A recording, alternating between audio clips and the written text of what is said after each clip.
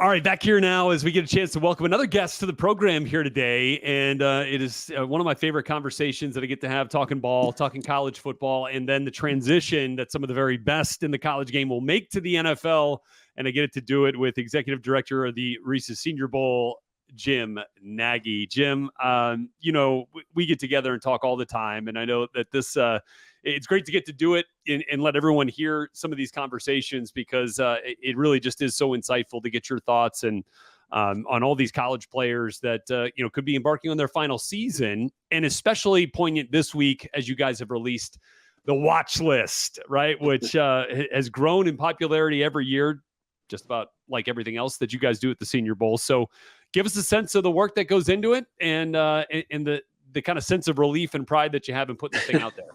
Yeah, good to be on, Rhett. A ton of work, man, ton of work. The staff's been watching tape on these guys since last January, because once we get really the roster set for the 2024 game and things are ready, like, why keep spinning our wheels watching those guys? So once we get that roster set, we move on into the next year. So we've really been watching these players for about 8 full months now.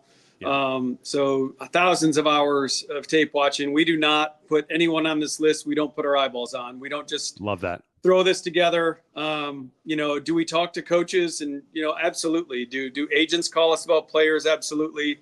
But we are ultimately putting sometimes multiple sets of eyes, usually multiple sets of eyes on these players before they get put on the watch list, and that includes hundreds of other players that don't belong on the sure. don't end up on the watch list. So I'll say this about this year's list: there's 859 players, probably a little bigger than we would like, honestly. Since we started doing this 7 years ago, what I don't love is I don't want to put any false hope in players' minds. I think there's a lot of that out there these days. Like, making the NFL is a really hard thing. When I was in the NFL, I was on the other end of the phone from some pretty difficult conversations with players who were ultimately really let down by the fact they didn't get drafted. And here I am working for a team trying to sign them as a free agent. And that should be a big moment for them, right? Like, you're getting a chance to play in the National Football League. But I've had too many of those phone calls where guys were just really disappointed they didn't get picked. So that's why we've tried to keep this list smaller. But I would say that 859 is reflective of this being the last year of the COVID year, extra COVID year, right? Like, all these guys get an extra year. So there was a lot of 5th and 6th year seniors on this list. And then last November, the NFL allowed juniors to play in all-star games. So that was not reflected in last year's watch list or any previous watch list. So there's 81 juniors on this list. And then we've never included specialists on the list either. So that beefed up the number. So hopefully in years to come that this number will come down a little bit. But this is just a starting point. I tried to put something out on social media earlier today. There were 7 position players in last year's Senior Bowl, all of which got drafted, that were not on the watch list. So any players that might be discouraged, and I've already been hit up by a lot of coaches today, like, hey man, you missed on this guy. We didn't get this guy. This player's bummed out. And I just, I kind of sent him that tweet. Like, with this is just the start, guys. Like, we will watch your guys. I promise. Like, we got 11 scouts all over the country. We will be at your games. We've got every FBS school on the calendar this fall to go see play live. So the work will get done, we promise you. And are we going to make mistakes? Yes, we will. I mean, there's going to be guys we miss on next February. It happens. But I Bleav in our process, and our scouts work really hard. So, again, just kudos to our staff. There's a lot of people from the digital side, and the graphics and everything that goes into this big day for us. A lot of people put in a lot of hard work. Yeah, I mean, like, look, it is. I think the way that you put it is great. It's the starting line, right? It's not the finish line. And the ultimate goal should not be just to make it to the watch list. It should be to make it to the game in Mobile, right? And that'll happen on the field. Like, for instance, you got 6 Indiana Hoosiers on the watch list, but when there's 16 of them down in Mobile at the end of the year, then you'll understand what all this is about. No big deal there. Hey, so look, let's dig into a couple of these teams on this list here from the Big Ten that are way up there in terms of volume on the list. I think, Ohio State leads the way with 18. Oregon was close behind with 17. all kind of right up there neck and neck with some of those top teams in the SEC, Georgia, Alabama, and Ole Miss, I think led the way, right, with 21 players in total. So Big Ten well represented. Let's start there with Ohio State. When we get to Oregon, because we went through our Oregon preview earlier in the show, so we'll do that here in a second. But with Ohio State, the fact that so many of those guys came back, like I imagine you'd have had some Senior Bowlers that are on this watch list that would have played in the game last year if they'd have come out. Like guys like Denzel Burke, guys like Emeka Buka that are all back now. How does that kind of factor in to the calculus here? Yeah, Lathan Ransom was the guy that Sure. we sent an invite to Lathan Ransom. So yeah, they are loaded. They are loaded, man. They've done a really good job in the portal. Like they didn't go out and get a ton of players in the portal, but the ones they got impact players. Like Caleb Downs isn't a guy for us this year. Right. The safety from Alabama, but soon. he's a big time player. Quinshot Judkins, the running back, you're pairing him with Travion Henderson now. That's a big time backfield. Probably as good a 1-2 punch as there is in college football now. And then Will Howard at quarterback. Will's a guy. This is a kind of an inside story, but Will was in a situation last year where he wanted to come out. He wanted to come out in the draft, but he wanted to play in the Senior Bowl. And I was honest and open with Will the whole way. I like Will a lot as a player, but we were kind of waiting on Jaden Daniels, who didn't end up playing. We were waiting on Michael Penix, who did end up playing. And when it looked like we got to the point, really when it came to the point where we knew Jaden Daniels wasn't going to play and we'd have a spot for Will Howard, I called him and I said, Will, you ready to do this, man? We're ready to do it. And he's like, Jim, I'm getting ready to board a plane for Columbus, Ohio right now.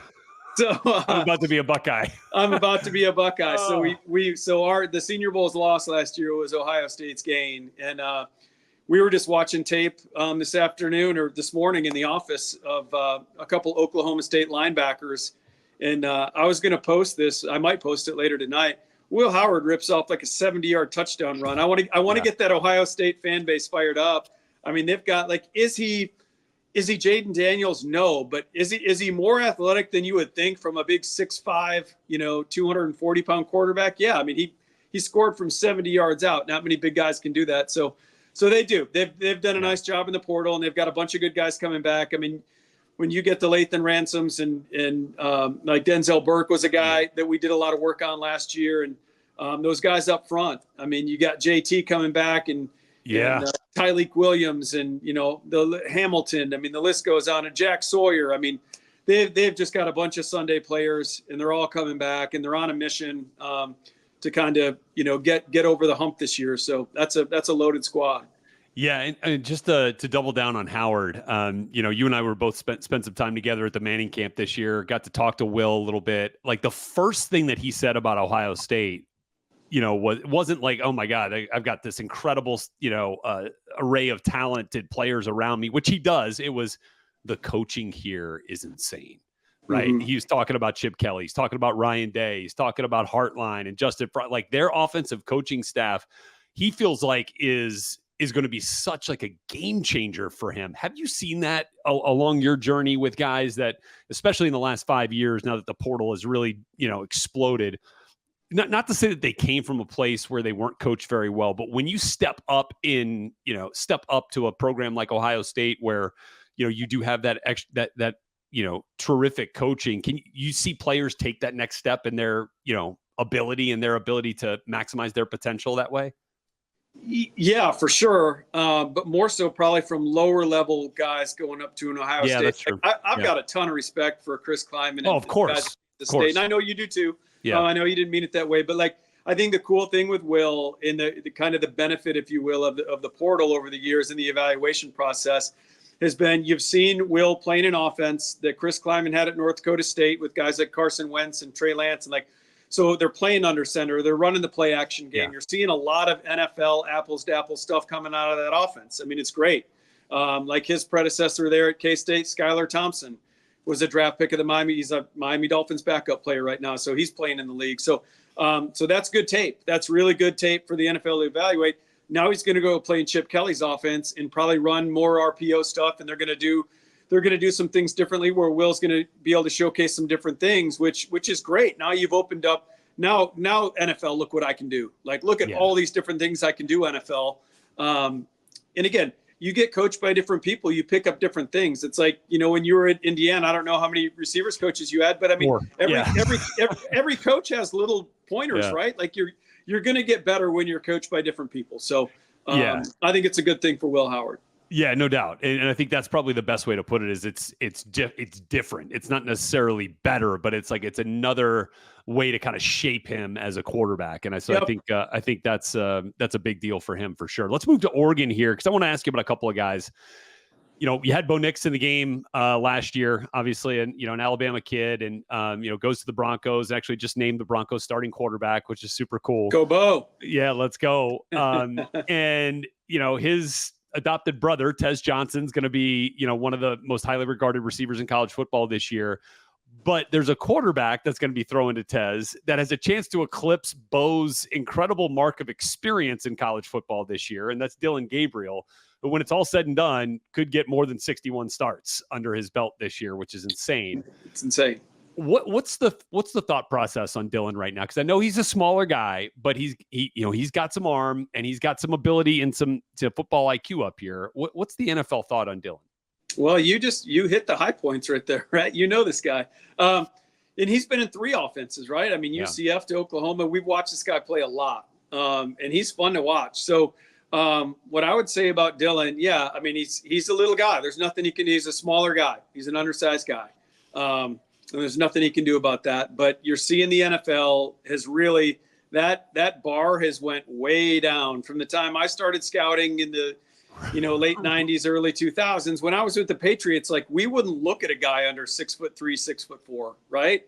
But now the league has opened themselves up. We've seen, I think Drew Brees was probably the first guy, like right there at 6 foot, and then it's slowly been coming down all the way to Bryce Young a couple years ago, Kyler Murray. So. Those guys have shown you can do it. What I like about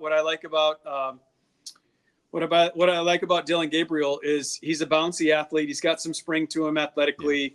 He can pump the ball out quick. And what we tried to do when I was with the Seattle Seahawks for a lot of years, and really kind of unsuccessfully, is we tried to find a backup that could mirror what Russell Wilson was. And again, Russell was kind of an outlier. How many Russell Wilsons are walking the planet? But and thank God he never got hurt. But if he got hurt, we felt like we really would have had to change, offensively quite a bit. And I said this last year when we were scouting Dillon at Oklahoma with a couple of posts that I put out about him. So it's for Oklahoma fans, they've heard this. But if I'm the Miami Dolphins, and again, it's crazy to say, he and Tua are both coming from Hawaii, and they know each other. But man, it's a similar skill set. So to me, if you're the Miami Dolphins and you're looking, I mean, Tua's obviously your guy. You've paid him. Like you're not drafting anyone to challenge Tua Tagovailoa anymore. You're trying to find a guy that can come in and hold the fort down if he gets hurt. And to me, this would be a really cool backup for him if I'm the Miami Dolphins. So he's going to have a ton of experience, which is going to be great because you don't get that at the NFL level anymore. They just throw you out there. There's no. I mean, outside of Pat Mahomes and Jordan Love, we've seen that these guys get thrown to the wolves. So he's going to be able to lean into 60+ college starts, and that's awesome place to start, man. This guy's seen it all and done it all. Yeah, I'm excited to see kind of some of the tweaks that Will Stein and company and Dan Lanning make in that offense to accommodate, what Dillon Gabriel does really well. I think he sees the field, really well, understands how defenses are attacking him, which is a pretty cool, and that comes with experience too, right? Size will, of course, be a question mark on Tez Johnson. And look, I know NFL scouts that went through Eugene this spring and this offseason, had him at shade over 5'9" and about 162 pounds. That's tiny, but this dude plays bigger to me. I mean, you turn on that spring game, he's making contested catches. He's making physical combat catches. He's got strong hands. And obviously you put the ball in his hands in space and forget about it.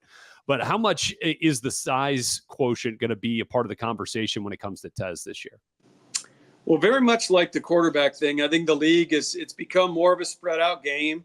I think just a lot of the physical contact has been regulated out of defensive back play. Like there's no headhunters, looking for guys over the middle anymore. So you're seeing guys, and again, some of these guys I'm going to mention are elite players in my opinion, but Devontae Smith was a $168, $167 at Alabama. We had Tank Dell from Houston in the Senior Bowl a couple of years ago. Tank was like $165. Now, Devontae was an elite route runner. Tank is an elite route runner. But I think the common denominator between both those guys, and you see some of it in Tez, are what you hit on. They have more physical substance than what that 160 whatever number looks like. Yeah. You put on the tape, they're not getting bounced around, and in all three of these guys are super tough. So Tez was at Troy University before Oregon.